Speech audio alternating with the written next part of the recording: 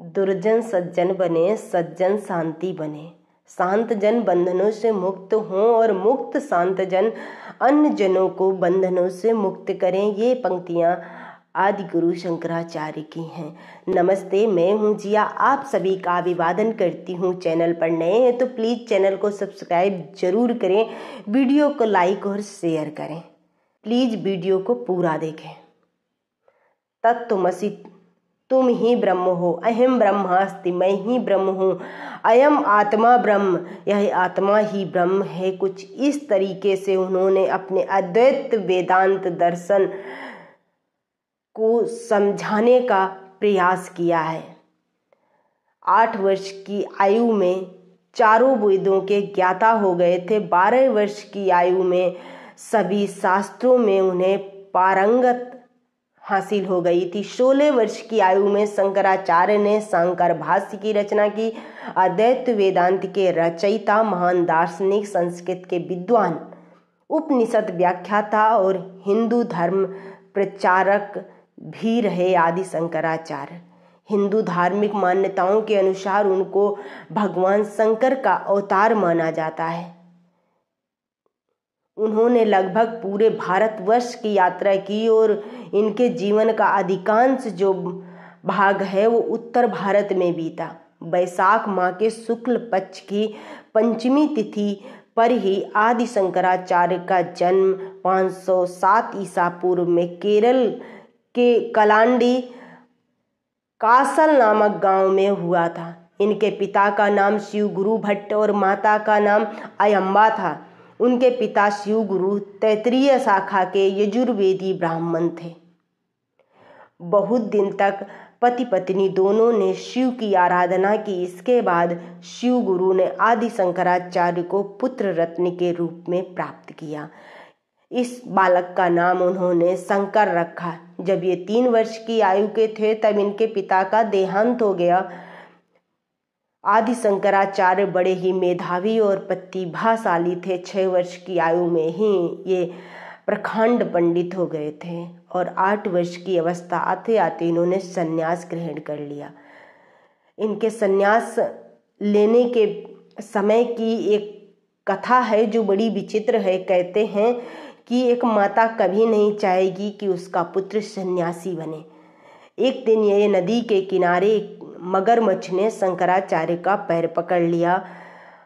इस वक्त का फायदा उठाते हुए शंकराचार्य ने अपने माँ से कहा, माँ मुझे संन्यास लेने की आज्ञा दो, नहीं तो ये मगरमच्छ मुझे खा जाएगा। इससे भयभीत होकर उनकी माता ने उन्हें तुरंत सन्यासी होने की आज्ञा दी। और आश्चर्य की बात यह है कि जैसे ही माता ने आज्ञा दी वैसे ही तुरंत मगरमच्छ ने शंकराचार्य का पैर छोड़ दिया और इन्होंने गोविंदनाथ से संन्यास ग्रहण किया। पहले ये कुछ दिनों तक काशी में रहे और तब इन्होंने बिजल बिंदु के तालवन में मंडन मिश्र को उनकी पत्नी सहित शास्त्रार्थ में हरा दिया। आदि शंकर पूरे भारतवर्ष में भ्रमण करते और बौद्ध धर्म को मिथ्या प्रमाणित करते थे। वैदिक धर्म को उन्होंने पुनर्जीवित किया। कुछ बौद्ध धर्म इसी कारण से इन्हें अपने शत्रु की नज़र से देखते हैं, क्योंकि उन्होंने बौद्धों को कई बार शास्त्रार्थ में हराया था और वैदिक धर्म की पुनर्स्थापना की। लगभग 32 वर्ष की अल्प आयु में 475 ईस्वी पूर्व केदारनाथ के निकट ही आदि शंकर की मृत्यु हो गई। इन्होंने 4 धार्मिक मठों की स्थापना की। उत्तर दिशा में बद्रिकानाथ में ज्योतिर्मठ, पश्चिम दिशा में द्वारिका में शारदा मठ, पूर्व दिशा में जगन्नाथपुरी में गोवर्धन मठ और दक्षिण दिशा में श्रृंगेरी मठ। बद्रीनाथ का ऐतिहासिक महत्व इसलिए बढ़ गया क्योंकि यहाँ के मंदिर को आदि शंकराचार्य ने स्थापित किया। उन्होंने वहाँ अपने लोगों को खुद ही नियुक्त किया था। जिन लोगों को उन्होंने नियुक्त किया था वो आज भी पारंपरिक रूप से लंबूदरी ब्राह्मण थे और उनके ही वंशज आज भी मंदिर के पुजारी हैं। इसीलिए इसका महत्व बढ़ जाता है। कलांडी से बद्रीनाथ की यात्रा उन्होंने चल कर की थी, जो 3000 किलोमीटर से भी ज़्यादा है। आदि शंकराचार्य उन दिनों इतनी दूरी पैदल चल कर गए थे। उन्होंने अद्वैत वेदांत को एक ठोस आधार प्रदान किया। भगवत गीता, उपनिषदों और वेदांत सूत्रों पर लिखी हुई इनकी टीकाएं जो हैं वो बहुत ही प्रसिद्ध हैं। आदि शंकर ने शाक्य दर्शन के प्रधान कारणवाद के सिद्धांत और मीमांसा दर्शन के ज्ञान कारण समुच्चयवाद के सिद्धांत का खंडन किया। उनके विचार उपदेश आत्मा और परमात्मा की एक रूपता पर आधारित है। उनके अनुसार परमात्मा एक ही समय में सगुण और निर्गुण दोनों ही रूपों में रहता है। स्मार्त संप्रदाय में आदि शंकराचार्य को शिव का अवतार माना गया है। इन्होंने मुंडक, मांडुक, ऐतरेय, तैत्तिरीय, बादरायण जैसे छंदोप उपनिषद पर भाष्य लिखे। वेदों में लिखे ज्ञान को एकमात्र ईश्वर को संबोधित करते हुए समझा और उसका प्रचार प्रसार पूरे भारतवर्ष में किया।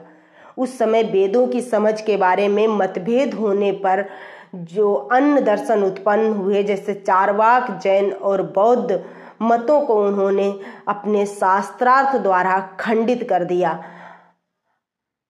इसके बाद शंकर आचार्य ऐसे महासागर बन गए जिसमें अद्वैतवाद, शुद्धाद्वैतवाद, विशिष्टाद्वैतवाद, निर्गुण ब्रह्म ज्ञान के साथ सगुण साकार की भक्ति की धाराएं एक साथ हिलोरे लेने लगी। आदि शंकर ने अनुभव किया कि ज्ञान की अद्वैत भूमि पर जो परमात्मा निर्गुण निराकार ब्रह्म है, वही द्वैत की भूमि पर सगुण साकार है।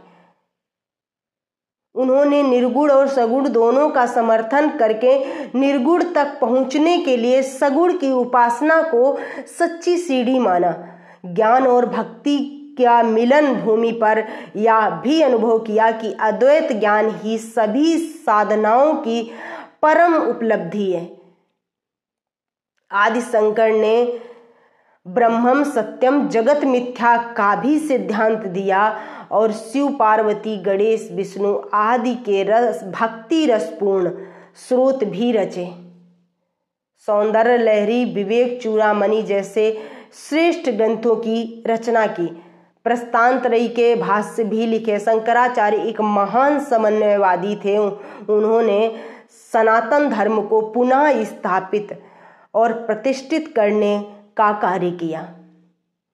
एक तरफ उन्होंने अद्वैत चिंतन को पुनर्जीवित करके सनातन हिंदू धर्म के दार्शनिक आधार को मजबूती प्रदान की, तो दूसरी तरफ उन्होंने जन सामान्य में प्रचलित मूर्ति पूजा का उद्देश्य सिद्ध करने का भी प्रयास किया।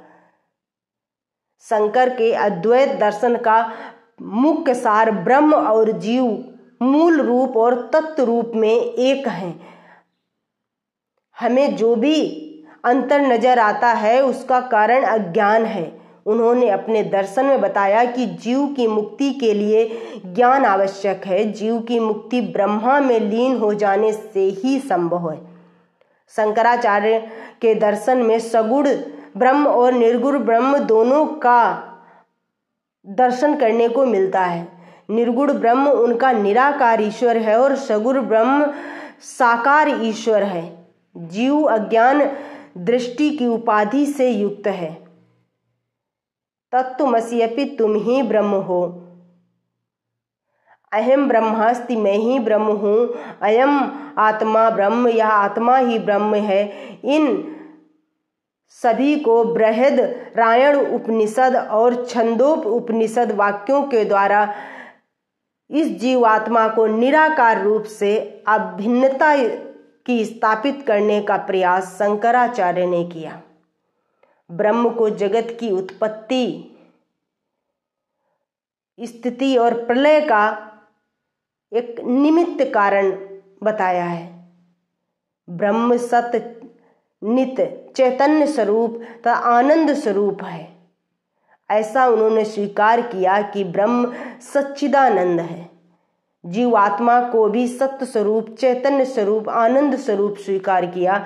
जिस जगत की सृष्टि को मन से भी कल्पना नहीं कर सकते, उस जगत की उत्पत्ति, स्थिति और लय जिससे होता है उसको ब्रह्म कहते हैं। संपूर्ण जगत के जीवों को ब्रह्म के रूप में स्वीकार करना तथा तर्क आदि के द्वारा उसको सिद्ध कर देना आदि शंकराचार्य की विशेषता रही है। इस प्रकार शंकराचार्य के व्यक्तित्व और उनके कृतित्व के मूल्यांकन से यह कहा जा सकता है कि राष्ट्र को एक सूत्र में बांधने का कार्य शंकराचार्य ने सार्वभौम रूप से किया।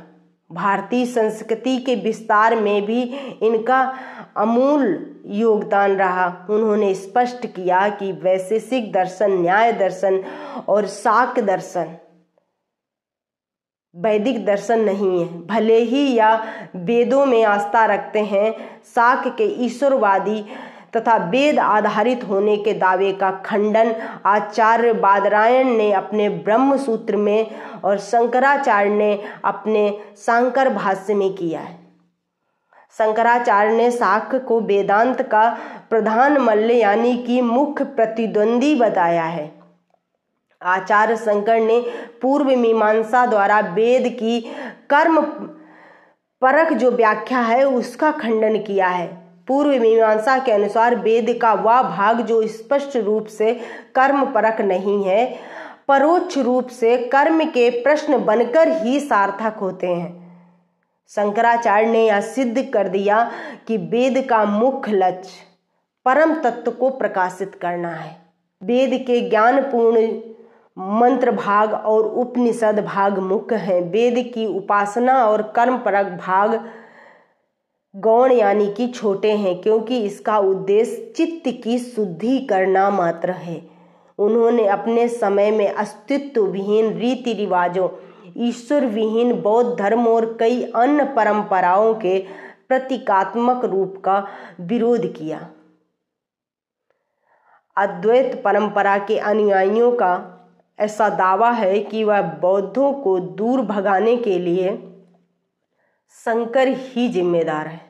ऐतिहासिक रूप से भारत में बौद्ध धर्म के पतन के कारण शंकर और यहाँ तक कि कुमारिल भट्ट रहे।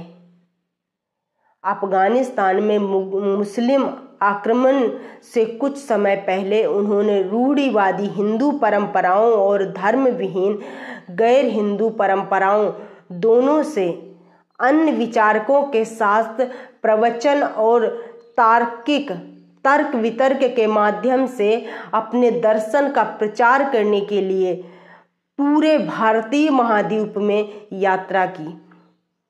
हालांकि अद्वैत के आज के अनुयायी मानते हैं कि शंकर ने व्यक्तिगत रूप से बौद्धों के खिलाफ तर्क दिया। आदि शंकर ने बौद्धों के विज्ञानवाद का मार्मिक तरीके से खंडन किया है। एक ऐतिहासिक शोध माधवी शंकर विजयम इस बात का इंडिकेशन करता है कि शंकर ने मीमांसा दर्शन, शाक्य दर्शन, न्याय दर्शन, वैशेषिक दर्शन और योग दर्शन के विद्वानों के साथ बहस की उतनी ही उत्सुकता से मांग की थी जितनी कि किसी भी बौद्ध के साथ। कई विद्वानों का तर्क है कि भारत में बौद्ध धर्म के पतन में आदि शंकराचार्य की कुछ प्रमुख भूमिका रही होगी। आदि शंकराचार्य के आने से भारतीय उपमहाद्वीप पर बौद्ध धर्म का प्रभाव कम हो गया। इसके साथ ही एक बार फिर वैदिक धर्म का पुनरुत्थान होना शुरू हो गया। वीडियो पसंद आई हो तो वीडियो को लाइक और शेयर करें, चैनल को सब्सक्राइब जरूर करें और बेल आइकन की नोटिफिकेशन अगली वीडियो पाने के लिए जरूर दबाएं। बने रहिए हमारे साथ। मिलती हूँ अगली वीडियो में। धन्यवाद।